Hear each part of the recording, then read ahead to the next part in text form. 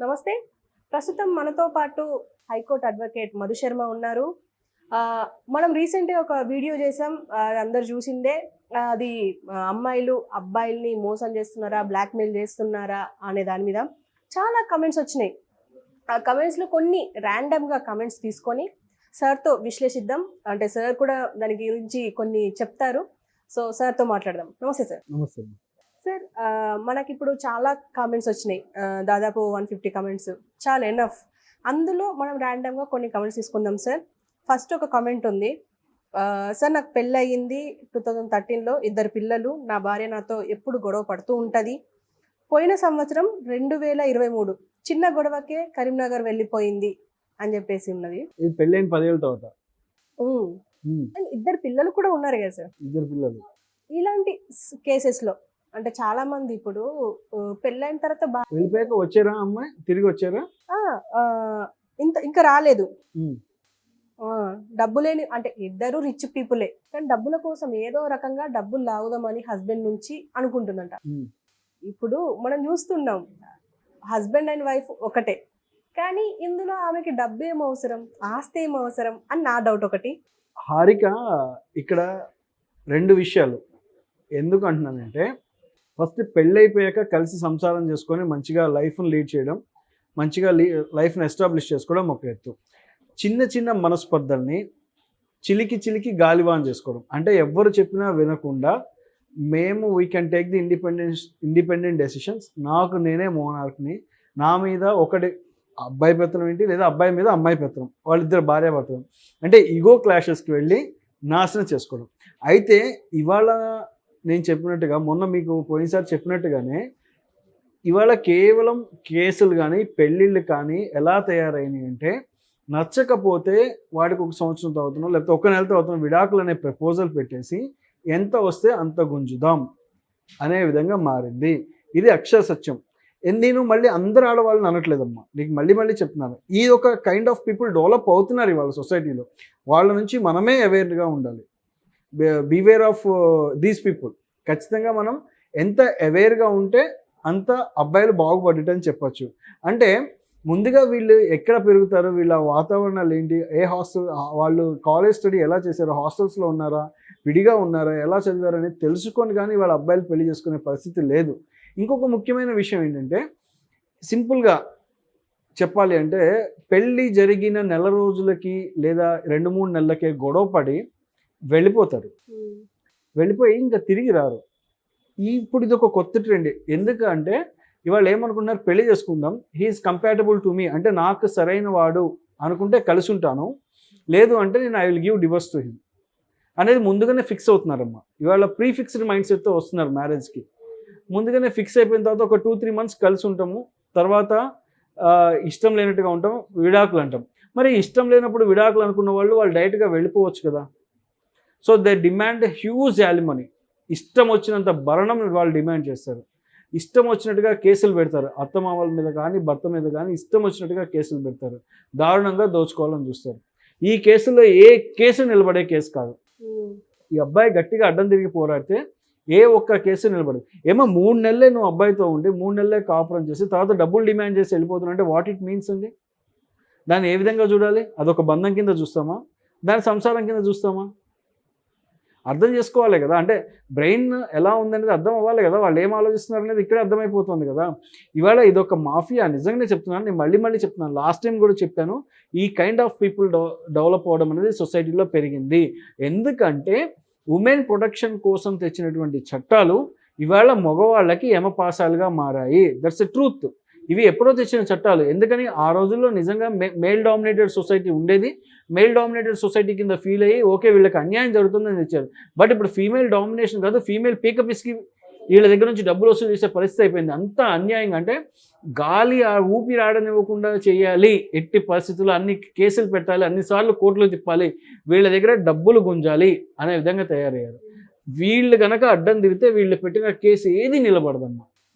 ఇప్పుడు ఇందాక మీరు చెప్పిన కేసులోనే 2013లో పెళ్ళైంది వాళ్ళకి. 2013లో పెళ్ళైతే 23 తర్వాత వాళ్ళు గ్యాప్ అయ్యి 2 పిల్లలు ఉన్న తర్వాత వెళ్ళిపోయింది అమ్మాయి. అంటే ఈ పిల్లలకి రేపొద్దున ఈ పెరుగుతూ ఉన్న పిల్లలు కదా, 10 ఏళ్ళు అయిపోయింది అనుకుందాం, పిల్లలు పెరిగే పిల్లలకి తండ్రి కూడా కావాలి కదా. చిన్న ఇష్యూ అనుకోండి, కూర్చొని మాట్లాడుకోవడము, సెట్ చేసుకోవడం ఏదో వెళ్ళిపోతారు. వెళ్ళిపోయిన తర్వాత ఏం కేసులు వేస్తారంటే పిల్లల చదువులకు కావాలి, పిల్లలకు మెయింటెనెన్స్ కావాలి, నాకు మెయింటెనెన్స్ కావాలని కేసు వేస్తారు. అంతేగాని సింపుల్గా ఏదైనా కూర్చొని కాంప్రమైజ్ అయ్యే ఇష్యూ అని ఆలోచించరు. పోనీ పిల్లల మీద వేస్తే పిల్లల్ని ఏమైనా చూడనిస్తారా? తండ్రి నుంచి చాలా దూరం తీసుకెళ్తారు. ఇది చాలామంది తల్లులు చేసే తప్పు. యాక్చువల్గా మగవాళ్ళు అనుకుంటారు, ఇప్పుడున్న ట్రెండ్లో చాలామంది తెలియదు, ఇలా గొడవ పడి పిల్లల్ని కనుక తల్లి తీసుకువెళ్తే ఖచ్చితంగా ఆ పిల్లలు మగవాళ్ళ దగ్గర కూడా, అంటే తండ్రి దగ్గర కూడా రావచ్చు. తల్లి ఒక్కటే పేరెంట్హుడ్ చేయడానికి లేదు, తల్లి ఒక్కటే నాకు చెందాలి పిల్లలు అని చెప్పడానికి లేదు. ఖచ్చితంగా వాళ్ళు పిల్లల్ని మేము చూడాలి, కస్టడీ మాకు కావాలి అని కనుక ఈ అబ్బాయి ఎవరైతే ఉన్నారో ఆ అబ్బాయి పిటిషన్ వేస్తే అతనికి విజిటింగ్ రైట్స్, అంటే పిల్లల్ని చూడటానికి కోర్టు పర్మిషన్ ఇస్తుంది, ఇంటరిమ్ కస్టడీ ఇస్తుంది, పిల్లల్ని కొన్ని రోజులు నీ దగ్గర ఉంచుకొని పర్మిషన్ ఇస్తుంది. అంతేగాని తల్లి తన ఇష్టానుసారంగా చేయడానికి లేదు. అంటే ఆడపిల్ల విషయంలో మాత్రం తండ్రి పెంచాలంటే కొంత రెస్ట్రిక్షన్స్ ఉంటాయి, చూసుకుంటారు. మగపిల్లని ఈజీగా ఇస్తారు. 5 ఏళ్ల లోపు అయితే ఇవ్వరు. మళ్ళీ అదొక కండిషన్స్ ఉన్నాయి, కొన్ని కండిషన్స్. వాటిని కంప్లై చేసుకుంటే కనుక ఖచ్చితంగా అతను చూసుకోవడానికి అవకాశం ఉంటుంది. But purely saying to this, ఈ డివోర్స్ కేసెస్ అనేది ఎక్కువ శాతం పెట్టేది యాలిమోనీ డిమాండ్ చేయడానికి మాత్రంగానే మారినాయి. అంతంత ఇచ్చి వీళ్ళు నిజంగా పాపం అన్యాయం అవ్వాల్సిన అవసరం లేదు. ఎందుకంటే ఎక్కడో తల్లిదండ్రులు ఉంటే ఇక్కడ తెచ్చి వాళ్ళ మీద కూడా 498 కేసులు పెడతారు. వీళ్ళతో కలిసి ఉండరు, వీళ్ళు ఎక్కడి నుంచి వచ్చి ఇక్కడ ఉంటారు, వీళ్ళతో కలిసి ఉండరు, కానీ వీళ్ళతో పాటు ఉండరు. వాళ్ళు వాళ్ళ పేర్లు కూడా ఇంక్లూడ్ చేస్తారు. ఎక్కడ ఉన్న ఆడబిడ్డలు పెడతారు, ఎక్కడ ఉన్న మరుదుల్ని, బావల్ని, వీళ్ళందరినీ ఎంతమంది ఈ జనాలు ఉంటే అంతమందిని తెచ్చి కేసులు పెడతారు. ఆ కేసులు ఏవి నిలబడే కేసులు కాదు. ఒకటే హైకోర్టుకు వచ్చి వాళ్ళు క్వాష్ పిటిషన్ వేసుకుంటే ఈ కేసులన్నీ గంగలో కొట్టుకుపోతాయి. వీళ్ళకి ఎందుకు పనికిరాని కూడా పనికిరావు అన్నమాట. నాకు ఇంకో డౌట్ ఏంటంటే, డౌట్ కాదు, మనం చూస్తున్నాం భార్య భర్త వీళ్ళిద్దరు గొడవ పడతారు, ఓకే వెళ్ళిపోతారు, ఓకే విడిపోతారు, కానీ మధ్యలో 2 పిల్లలు ఉన్నారు. ఇప్పుడు ఇక్కడ ఈ 2 పిల్లల పరిస్థితి ఏంటి, అంటే వాళ్ళ మనోభావాలు ఎలా ఉంటాయి? ఇదే ఈ ఈగో ఫీలింగ్స్కి వెళ్ళి ముందు పిల్లల జీవితం నాశనం చేయడం ఫస్ట్ పాయింట్. పిల్లలు వచ్చాక కాంప్రమైజ్ అనే దాన్ని మర్చిపోవడం. కాంప్రమైజ్ అనేది లైఫ్లో అవసరమా అంటే అవసరమేనండి. నన్ను అడిగితే అవసరమే. ఎంత ఎక్స్టెంట్ అంటే భరించలేని స్థాయి అంటే చెప్పలేం. చిన్న వాటిని భరించగలిగే వాటిని ఈగో ఫీలింగ్స్ ఉంటే, ఇవాళ చిన్న క్లాష్ వస్తే ఒక వారం తర్వాత అదే సమస్య పోద్ది. ఆ వారం కూడా తట్టుకునే ఓపిక లేకపోవడం ముందు. ముఖ్యంగా ఈ ఆడపిల్లల తల్లులు నీకు అవసరం లేదు, ముందు బయలుదేరి వచ్చే అంటారు. ఫస్ట్ ఇది ఒకటి ఎక్కువగా నిజంగా ఇది ఇవాళ చెప్తే చాలా బాధాకరమైన విషయం. కానీ ఎవరైతే కాపురం సరిదిద్ది కాపురం చేయండి అని చెప్పాలో అలాంటి పెద్దవాళ్ళే ఇవాళ నీకు అవసరం లేదు, నువ్వు బయలుదేరి ఇంటికి వచ్చేయి అని చెప్తున్నారమ్మా. ఇది వినటానికి కటుగా ఉన్నా, బాధగా ఉన్నా ఇది జరిగే ఫ్యాక్ట్. ఇది అక్షర సత్యం. ఇవాళ చాలామంది ఆడపిల్లల తల్లుల వల్లే కాపురాలు కూలిపోతున్నాయి. అంటే కాపురం చేయండి, నిలబడండి. మగపిల్లాడికి కూడా చెప్పాలండి, మగపిల్లాడికి చెప్పకూడదు అంటే మగపిల్లాడికి కూడా కఠినంగా చెప్పాలి. పిల్లలు కలిసి ఉండాలి అంటే మగపిల్లాడి తల్లిదండ్రులు కూడా అతను కఠినంగా చెప్పాలి. బట్ ఆడపిల్ల తల్లిదండ్రులు కూడా చెప్పాలి. ముందు ఈ రెచ్చగొట్టే మనస్తత్వాలు బాంతే. పిల్లల్ని రెచ్చగొట్టే చిన్న క్లాష్ వచ్చింది అనుకోండి, పెద్దవాళ్ళు తలదూచడం మానేసి వాళ్ళని రెచ్చగొట్టే తత్వాలు మానితే వాళ్ళు కాపురం చేస్తారు. అన్యాయంగా నువ్వు వచ్చేసి అంటే ఈ అమ్మాయి బయలుదేరి వెళ్ళిపోద్ది వాళ్ళు చెప్పాక. అంటే 3 నెలలు 4 నెలలైనా రాదు. వీడు వెళ్ళి తీసుకురావడానికి వీడికి ఇగో అడ్డం. ఎవరు వెళ్ళరు, ఒకళ్ళొకళ్ళు కలవరు, ఇగో అడ్డం. ఏం చేస్తారు తర్వాత ఈ అమ్మాయి వాళ్ళ తల్లి ఇంకో చచ్చు పనికి మాలిన ఐడియా ఇస్తుంది. ఏమని, నువ్వు కేసులు పెట్టి వాడే పరిగెత్తుకుంటూ నీ దగ్గరకు వస్తాడని. కేసులు పెడితే వాడు పరిగెత్తుకుంటూ వస్తాడా, గ్యాప్ పెరుగుతుందా? 100% గ్యాప్ పెరుగుతుంది. ఇవాళ కేసులు పెడితే వాడేం చేస్తాడు, నా మీద కేసు పెట్టింది కదా నేను కూడా తేల్చుకుంటా చూసుకుంటా అని చెప్పేసి దెన్ ఇప్పుడు 498 పెట్టారు ఇంకోసారి, నా మీద 498 పెట్టారు, క్వాష్ పిటిషన్ వేసేద్దాం అని చెప్పి పరిగెత్తుకుంటూ వస్తారు వాళ్ళు. క్వాష్ పిటిషన్ వేసినాక ఇంకేముంటుంది, ఇక్కడ హైకోర్టులో తేలేంత వరకు కింద కోర్టులో తేలదు. ఇంకా వాళ్ళు సాధించేది ఏముంటుంది? మీరు డిమాండ్ చేసే భరణం ఏంటి అంటే జీవితాలు నాశనం చేసేది కూడా ఒక రకంగా తల్లిదండ్రులు ఎలాంటి పాత్ర పోషించాలో పోషించకపోవడం వల్ల కూడా నాశనం అవుతున్నాయి.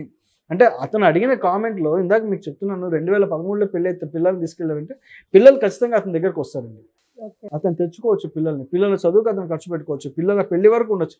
ఆమె అవునన్నా కాదన్నా వాళ్ళు అతని పిల్లలే. ఆమె ఒక్కదాన్ని నేనే చూస్తా నేనే తీసుకెళ్ళిపోతా అంటే ఏ లా ఏ చట్టము ఒప్పుకోదు. ఖచ్చితంగా పిల్లలు అతనికి. Okay sir, thank you sir.